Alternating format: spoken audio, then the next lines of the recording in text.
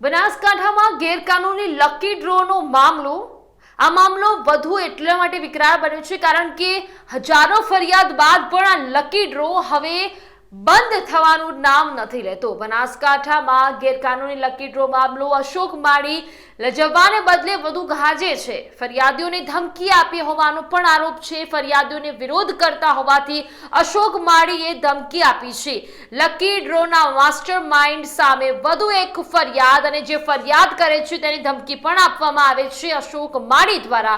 અશોક માળીને શરમ આવી જોઈએ પરંતુ એ શરમાતો નથી, વધારે ગાજે છે। ગર્જના સાથે માર્કેટમાં રોજ નવા લકી ડ્રો એ કરે છે। અશોક માળી એ ગેરકાયદેસર રીતે લકી ડ્રો કરી રહ્યો છે અને જેના કારણે એ કરોડો રૂપિયા કમાઈ રહ્યો હતો અને જેની જાણ અમને થઈ, અમે એનો અભ્યાસ કર્યો।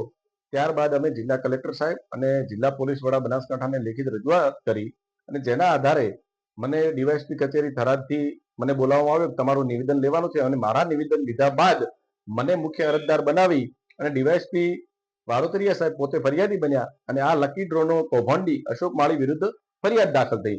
એના પછી એના વિરુદ્ધમાં વાલેરમાં પણ ફરિયાદ દાખલ થઈ અને પોલીસે લાલ કરી હોવાથી બધા જ લકી ડ્રોના આયોજકો ભૂગર્ભમાં ઉતરી ગયા। કોઈ પણ લકી ડ્રોનું ગેરકાનૂની આયોજન થવા ન દીધું, જેના કારણે આ લોકોના પેટમાં તેલ રેડાણું। આ લોકો યેનકેન પ્રકારે પોલીસને, પત્રકારોને બદનામ કરવાના ષડયંત્રો કરવા લાગ્યા અને એમાં એ સફળ ન થયા।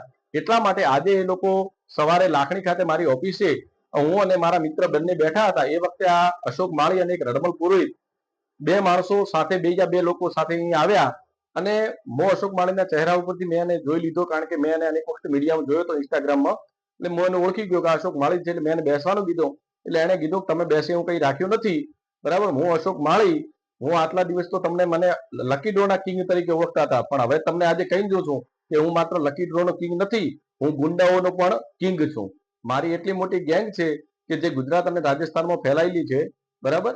એટલે તમે મારા વિરુદ્ધમાં ફરિયાદ કરીને મોટી ભૂલ કરી છે, પરંતુ મારા લકી ડ્રો તો બંધ થયા, મને 80 લાખ રૂપિયાનું નુકસાન કર્યું, પરંતુ તમે જે પ્રકારે મારો વિરોધ કર્યો છે ને એ વિરોધ હવે તમને ખબર પડશે કે અશોક માળી કોણ હતો। એમ કહીને એને મને કીધું કે તમે થરાદમાં રહો છો, થરાદમાંથી 4339 નંબરની ગાડી લઈને અપડાઉન કરો છો અને તમારા બાળકો વજીગઢ પ્રાથમિક શાળામાં ભણે છે, તમારો પરિવાર ઘરે એકલો રહે છે, આ સિવાય પણ તમારી ઘણી બધી કુંડળી મને ખબર છે। તમે આ ઉપરથી વિચારી શકો છો હું કેટલો શાતીર મગજનો માણસ છું। મારી પાસે એવા લોકો છે, અશોક માળી એવું કીધું મને કે મારી પાસે એવા લોકો છે કે મારા એક ઈશારા ઉપર ગમે એનું કાસળ કાઢી નાખે છે, મને જે નડે છે એને હું કાયમ માટે પૂરો કરી નાખું છું। એટલા માટે તમે મને નડ્યા છો એટલે હવેથી તમારું કાઉન્ટડાઉન શરૂ થઈ ગયું છે।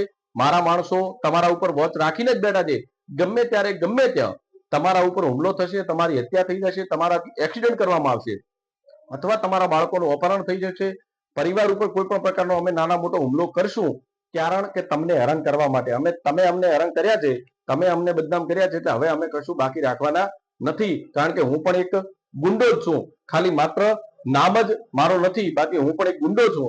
એમ કહીને એને મને ઘણું બધું બાકીની ધમકીઓ આલી। એને કીધું કે તમે ન કરવાના જે મારી સાથે કર્યું છે, તમે અને ડીવાયએસપી વારોતરિયાએ બંને સાથે મળી અને તમે મને 80 લાખથી વધારાનું નુકસાન કર્યું છે અને મારો જે લકી ડ્રોનો ધંધો હતો એ લકી ડ્રોનો તમે મારો ધંધો બંધ કરાવ્યો છે। હું સેટિંગ કરી અને લકી ડ્રોનું આયોજન કરી દીધું હતો છેલ્લા 12 મહિનાથી, પરંતુ તમે મારા ડેડુઆમાં જે લકી ડ્રો થયો એની ફરિયાદ દાખલ કરાઈ, તમે વાલેરમાં મારો ડ્રો થયો એની ફરિયાદ દાખલ કરાઈ, મેં રામપુરા ખાતે જે મેં લકી ડ્રો કર્યો એની પણ તમે ફરિયાદ કરાવવા માટે કરી દોડાદોડ કરી રહ્યા છો, નિવેદનો લખાવી રહ્યા છો।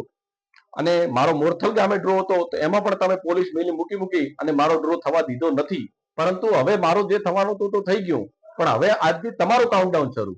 એટલે તમે આ કહેવા માટે તમને આવ્યો છું, તમારે જે ગણવું એ ગણજો, હું તમને કહેવા માટે આવ્યો છું કે આજથી તમારું કાઉન્ટડાઉન શરૂ। જેટલું સાવધાન રહેવું એટલું રહેજો, જેટલા સાવચેત રહેવું એટલું રહેજો, બાકી તમે જે પ્રકારે મને હેરાન કર્યો છે ને એના કરતા અનેક ગણી વધારે રીતે હું તમને હેરાન કરીશ। તમારા પાપે, તમારા એટલે કે ભરત દવે, TV9 નું કામ કરતા દિનેશ ઠાકોર અને ડીવાયએસપી થરાદ વારોતરિયા સાહેબના કારણે મારા આજે લાખો રૂપિયા નુકસાન થયું છે। હું કોઈ પણ ભોગ્યાનો બદલો લઈશ અને મારાથી કંઈ નહીં થાય ને તો છેલ્લે હું તમારા ત્રણેયના નામ લખી અને નર્મદા કેનાલમાં સુસાઇડ કરીશ, એટલા સુધીની મારી તૈયારી છે। કારણ કે મારે કોઈ પણ ભોગે તમારી સાથે બદલો લેવાનો છે, કારણ કે હું કોઈને મારી સાથે જે મારી સામે પડે છે એને હું કોઈને છોડતો નથી. તમે મારો ગેરકાનૂની આ ધંધો બંધ કરાવ્યો છે. હા, હું કહું છું હું ગેરકાનૂની ધંધો કરતો હતો, મેં 12 મહિનાથી કર્યો છે. કેમ આટલા દિવસ કોઈ ન પકડ્યો મને, હવે જ તમે પકડ્યો? કારણ કે તમે હળી કરી છે, તમે અરજી કરી છે, એટલા માટે પોલીસ આવી છે મારા ત્યાં. તમારી અરજીના કારણે પોલીસ મારા ત્યાં ફરિયાદી કરી છે મારા ઉપર, અને તમારા કારણે મને આજે 80 લાખથી વધારાનું નુકસાન થયું છે. આ બધું વળતર હું તમારી સાથે કોઈ પણ પ્રકારનું ષડયંત્ર કરી તમારી ઉપર હુમલો કરાવું, અથવા તો હું કોઈ પણ પ્રકારનું નાટક કરી અને હું તમારી ઉપર આ બદલો લેવાનો આવી ખુલ્લી ધમકી અશોક માળી અને રડમલ પુરુષ આપીને ગયા છે. ને અશોક માળી જતા એવું પણ કીધું કે મારી પાસે એવા માણસો છે કે હું એક ઈશારો કરું ને તો ગમે એનું કાસળ કાઢી નાખે. મારી પાસે એટલી મોટી ગેંગ છે, બરાબર. આ જે મારી સાથે ફરે છે ને, આ બધા જેવા તેવા માણસો નથી. મારી એક ઈશારા ઉપર ગમે એને પૂરો કરી નાખે.